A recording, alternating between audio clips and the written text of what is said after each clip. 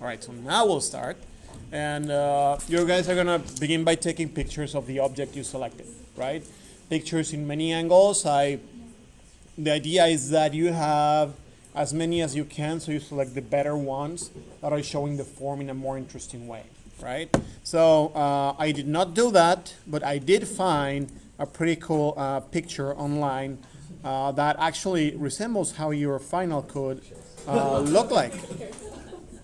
So for example, if I take this, you're gonna have to do a type C of the final object and of a detail, right? So this is actually a pretty good example of what your final deliverable could look in your type Cs, right?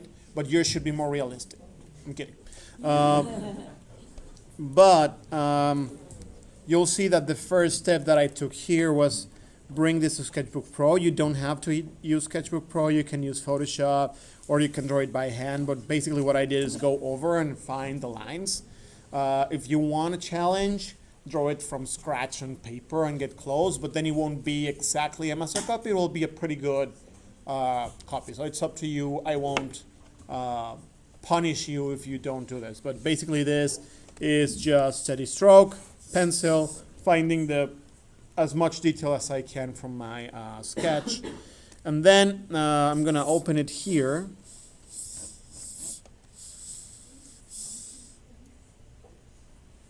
Okay, so I'll open it from here.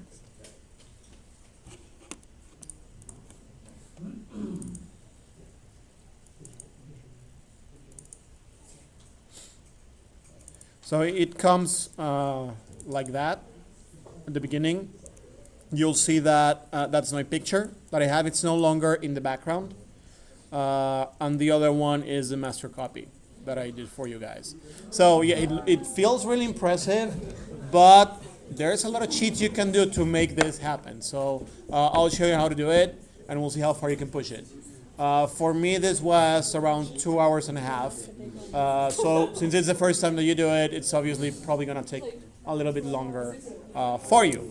But don't worry, here, everything short of putting your image on the background and doing a filter, so you're trying to cheat your professor that you did it, is valid, all right? What I want to do is that rendering should not have any of the original pixels in it.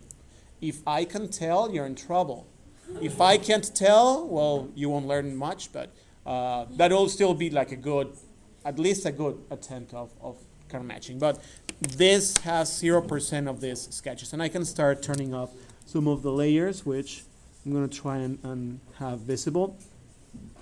But you'll see I have a background layer with my colors, right? That's kind of like trying to emulate that background there. If I start, I'm going to start turning it off from the top. So a little bit of the text that I created. Look how that like little detail is enough to make the product look a lot more real. If I take it out, it looks okay, but it looks like an ID rendering, right? Once you add the details for your project, it looks like a photograph, so that's pretty cool. So I can start taking all those lines. Well, that's my reference imagery. I'm going to leave that there. And if I start taking this my baseline work for this top, just I'll leave that on so you can see what I did there. My baseline work, you can see that I actually inverted the color, so it's white since my background is black, so I could see what I was doing. But since I'm working on a part that has a lot of light, I changed that. So you'll see how that works. So I have this I did by hand, so it's a mixture of using strokes and using the pen tool. In this case, I just drew it by hand. It was too much, and even though this has like a lot of little details, I could continue working on this and applying that. If it's that small in the picture, you're probably not going to tell that it's just a representation of the other thing. It's going to still look really real. But I can still start turning these things off. Right, so I'm going to turn this off. which is that black and white lines that you saw there. This is kind of like a little bit of shading, but it's also super basic. If I go in, you can see that, right? So that's not that much. And then I can continue working there. This is everything that I hand painted in, right? So remember, I've been teaching you how to do kind of like use a brush and then paint a little bit and then erase the edges. I did that because doing pen tool in every single little surface there would take forever. In multiple layers and then you merge it into one, or you really did it all in one layer? Well, I start with one layer, then I create a new layer and paint on that new layer.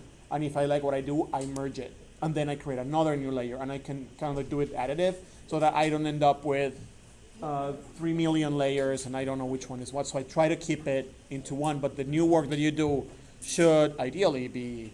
But in order to not erase another part that's right next to it, you have to create that other layer first. Exactly. So you're doing your additive rendering in a new layer. You can manipulate, and once you get it to where you want it, you blend or you merge and you continue. Antonio? Yes. Did you do all of this in Photoshop or Sketchbook? All the rendering was Photoshop. Okay. The line work was Sketchbook with the steady stroke. Oh. Yes. What size canvas did you do this on? This is an 11 by 17, 150 DPI. Only 150 dpi? Yeah, I like 300, but sometimes Sketchbook Pro doesn't like to grow all their tools as big. You could still print this twice or three times its size, and it would still look good from like 3 feet away. But yeah, if your computer doesn't slow down with 300, go for it. Go with 300. So then that's all the manual work. Then I have a layer of all that I use for paths, with paths and strokes and everything.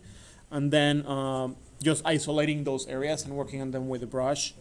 I have one reflection at the bottom, which is that. And there you can see my base line work.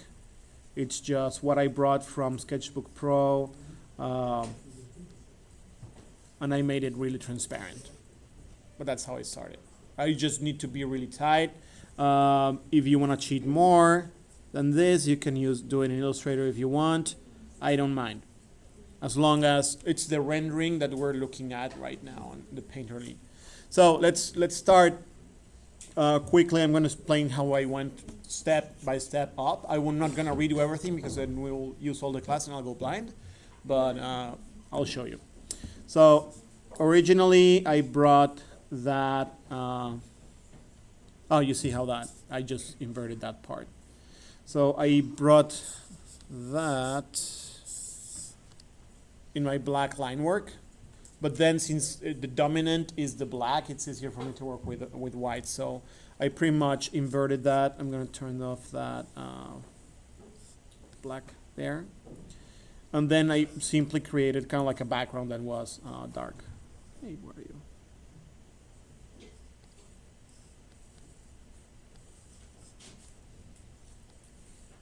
Okay. So there it goes, right? Then I pretty much found the contour, like kind of like the outside thing to create it with a path. So I used the pen tool to go all around it and create the contour that right now it's not that visible, but if you can see that one there, right? Now the background was really easy to recreate. I just pretty much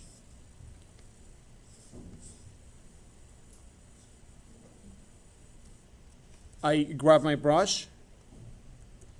I can click Alt and color pick where it is. I want pretty good opacity, so I'm going to do 80%. And I just kind of like painted it. Well, obviously you want. Oh, this is another trick. If you do Command Alt or Control Alt, right click on your mouse. I'm going up and down. And I can go left to right. Control Alt, right mouse click. Or Command Alt, and I think right mouse click as well in Mac. But you can change the hardness, so you don't have to go back all the time. So in this case, I paint something like this, right? And I could have done something more complicated, but I'm just gonna do the marquee tool. This is on my black background, right? And I go to image, adjustments, levels.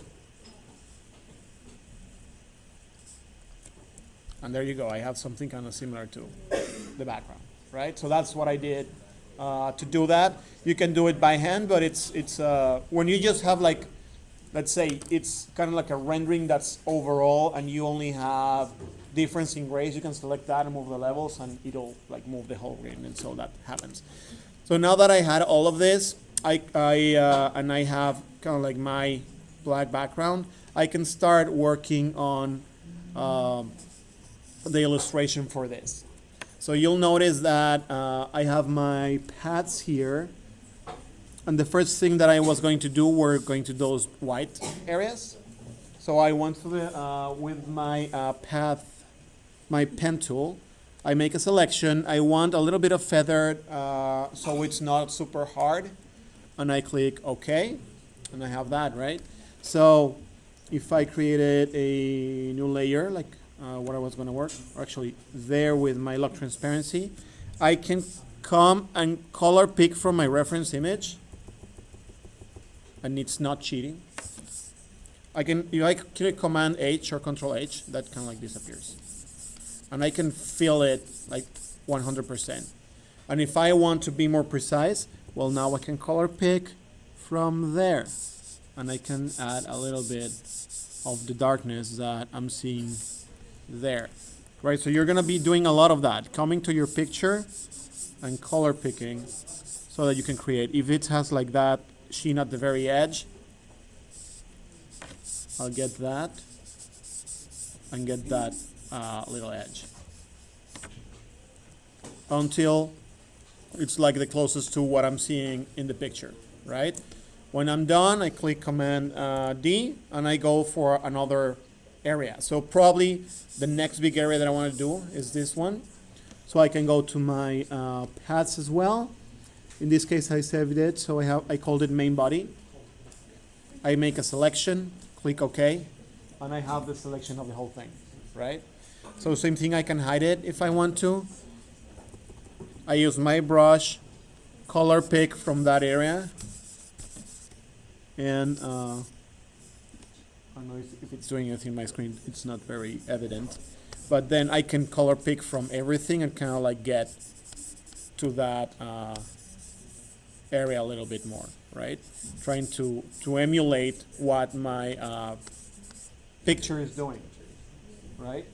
And then I'll repeat that with all my big areas that I can quickly use my pen tool to do until I'm kind of like happy with that. So I'm gonna turn this off and turn on the other one, and those are the areas that I use. And you guys know how to do this, right?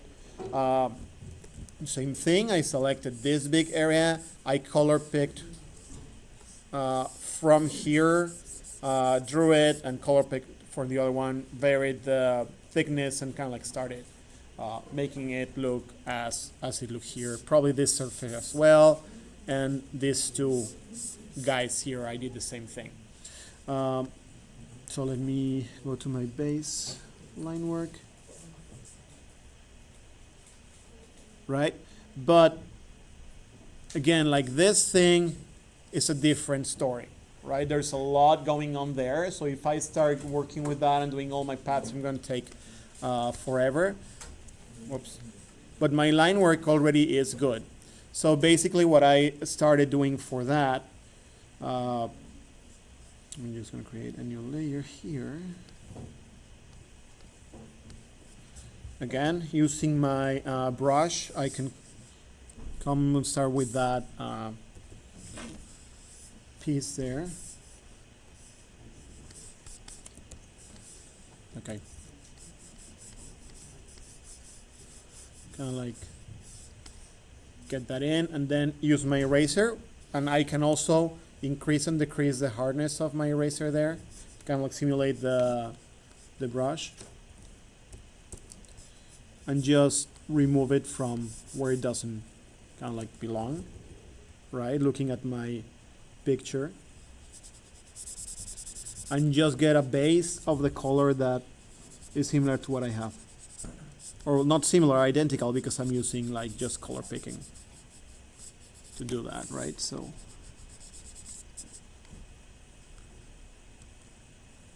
for me, this is a lot faster than using the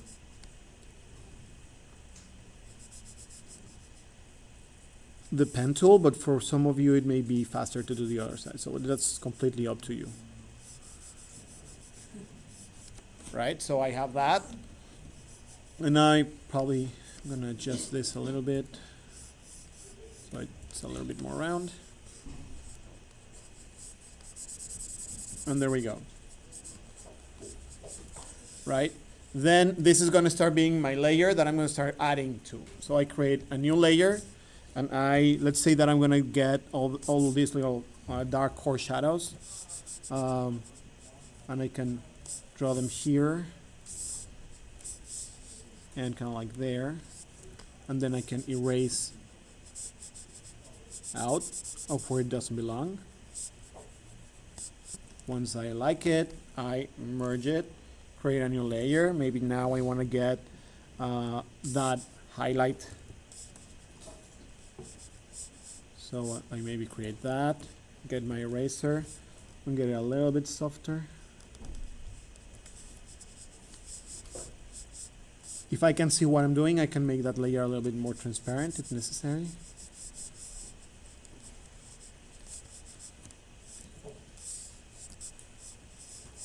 Right? If I like where that goes, I'll merge it. I'll create a new one. If I need to find a little bit more darkness, and I'll just massage it until I get tired of doing that. Same thing here. I probably want to add new layer and add that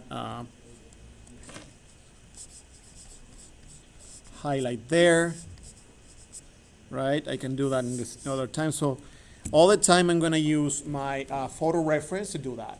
And the cool thing is, once you have an object that looks similar to this, you can still bring your original picture and color pick from that for your own rendering. And that's gonna look super awesome. Like even we're gonna be doing environments later on, and you can also use that to kind of like improve it. So step by step, that's how that was done, right? If I want to do kind of like these crazy reflections here, I would do the same thing. New layer, color pick, draw that there, and then use my eraser to find how that's going to look. I can erase out of it. Right, so I can erase that there, I can erase that there, I can erase that there, right? And I can then color pick and continue doing it until you say enough, right?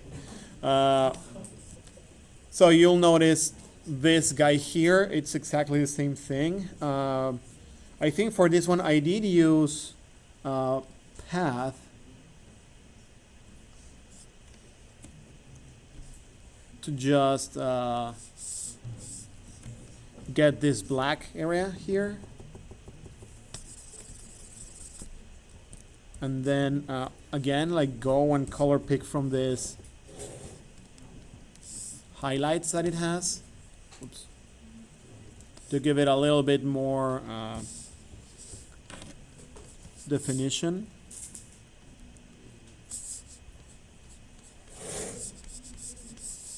You think I'm hitting them.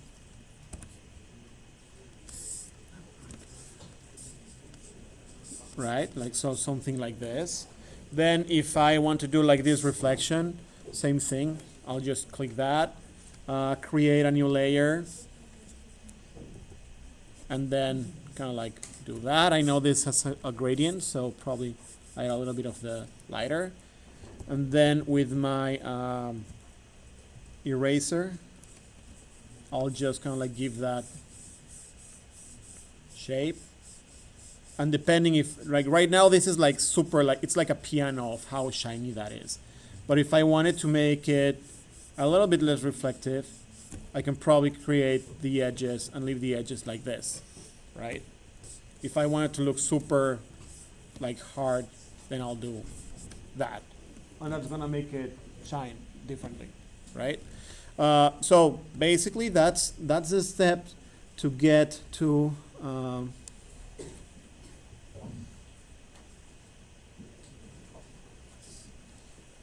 that which was hand painted, right?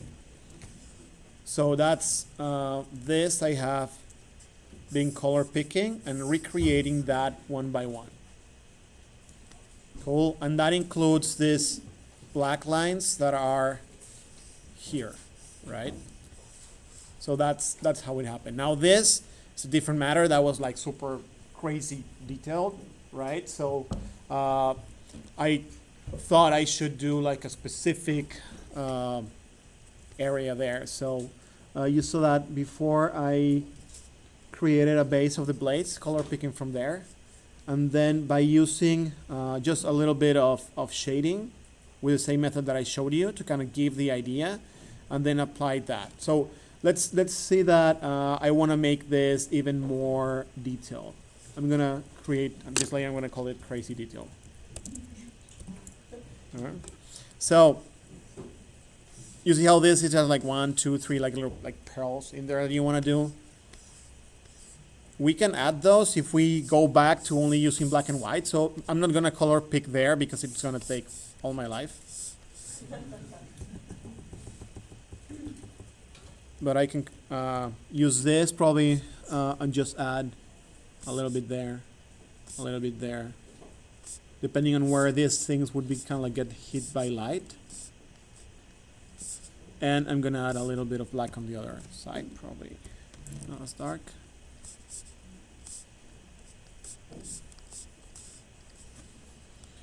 And just by using black and white lines, I can start kind of like getting that. That already looks a little bit better.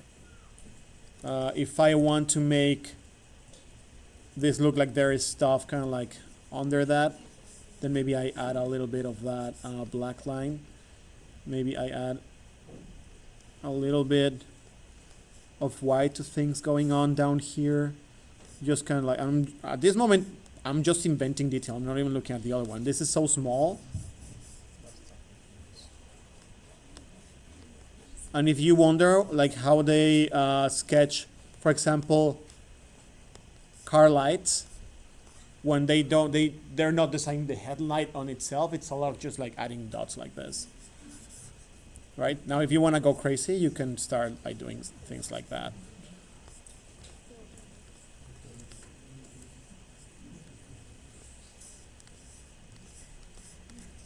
And then I kind of like that little edge. I don't know. And it just looks like there's just that extra layer of detail there, right? After this, all you do is add Google Philips logo and bring it in. And you place it where the other one is. An icon for power. That's not even the same type. If you can find the logo, you can do it. I actually drew that little thing. It's so small that it's not, I don't think no one's gonna notice, but if you wanna be OCD, you can like recreate it in Illustrator and then bring it in. That's up to you. That thing as well. And then I also created the reflectivity on the ground. So you can draw that. Probably it would be faster than what I did. You can draw it again, but what I tried just copying this and putting it upside down and trying to make it happen, and I had to use warp and all these kinds of things, which I don't think it's as clean as I would like to. So probably I would have just hand painted it if I wanted it to make the picture look exactly like that. Where you can see that, where I can hand paint things like copy this, and it's not perfect, but kind of gives the idea. All right, so important things that are gonna make it succeed or not, kind of like highlights for these part lines that you can find here. Actually, I just saw that this has a crazy texture that I didn't do, but you could try and recreate something like that. Let's try and do something like this.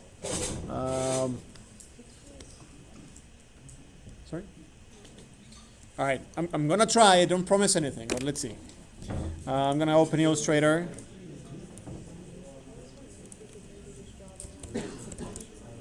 Option.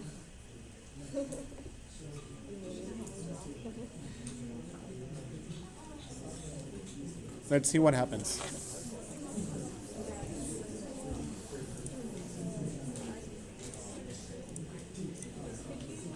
Could you just draw one of those lines and then just like the biggest one and then just like Offset it in. option and just copy it over and over? And Well, erase you it? could, but you also want them to start Yeah. getting smaller. To these questions and answers are important.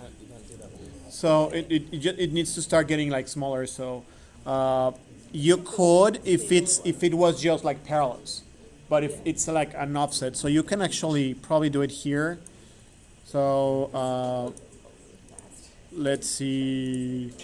It probably is. If it gives what you need, you can do that. So I'm just gonna try and do this and do object. What is it in their path finder? Remind me where the offset is in Illustrator. If you go to appearance, Objects. I'm pretty sure it's like object path. Okay, yeah, got it. Yeah, object path, offset path. Let's see what it does there. Okay, if we like that, I'm just gonna see Control D. Wait, no. Object path, offset path. Yes. Okay, so I don't know. I'm used to Command D being just a repetition of the. I'm gonna do blend tool. Use the blend tool and it'll work the same way. So which was the shortcut for that? It's like the blend tool when you do gradients. It's like on the sidebar. All right, Wes is gonna demo the blend tool. Thank you. You know, I'm all for raster.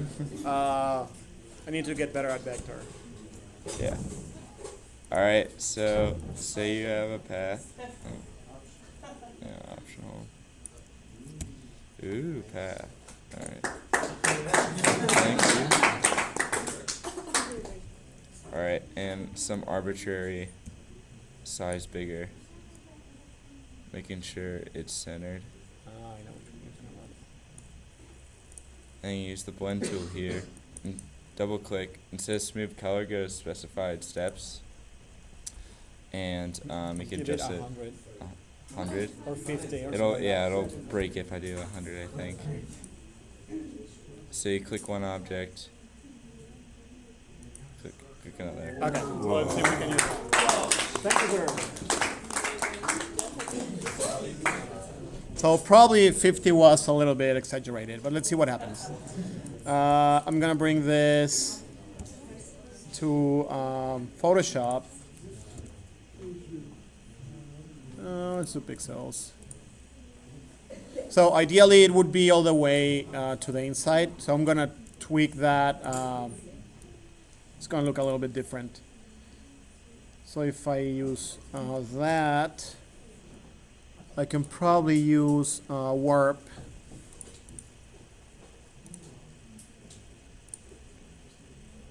To then kind of like make that follow the same kind of like lines as you have. So it may not be a circle, right? You may actually bring this shape here and then do the blend from one to small.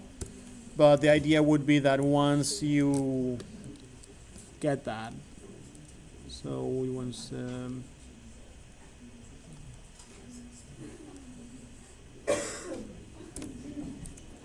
you could just like kind of like erase that, erase anything you don't want out of that.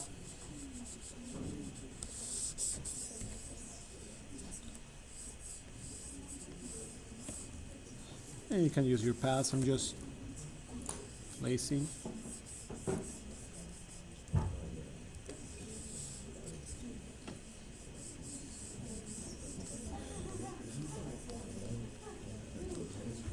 Right, and then just make it incredibly transparent. Maybe use overlay or something like that, so that when you zoom in, you can see a little bit of that thing.